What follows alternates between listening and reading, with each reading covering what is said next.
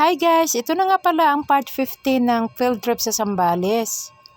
At ito na nga, pagkagising namin sa umaga, pinalabas na kami sa kanya-kanyang mga dorm para makapag-zumba. Bago magpag-games, mag-zumba muna. At ayan na nga, nag-zumba na ang lahat.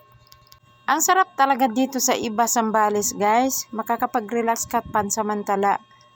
Mababawasan talaga ang iyong stress. Kahit pansamantala man lang, kapag pahinga tayo sa ating stress maghapon.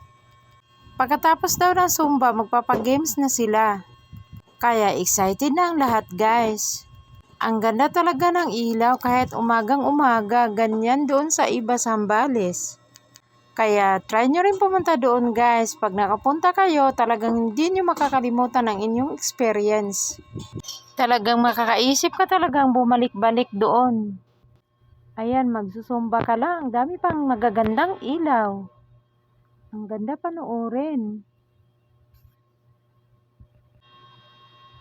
Ayan. Sumba ng sumba na rin sila, yung mga kasama namin. Ang anak ko naman ay, ayan yung mga kasama namin. Yan, mga taga Antipolo. Ayan guys. Ang anak ko naman ay parang nahiya yata mag-zumba. Hanapin natin ang anak ko. Sana kaya yun.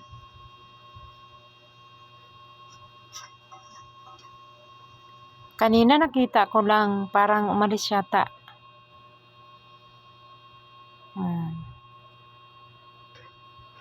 Ang dami namin dyan guys. Nakita ko rin ang anak ko. Eto, nakaupo pala.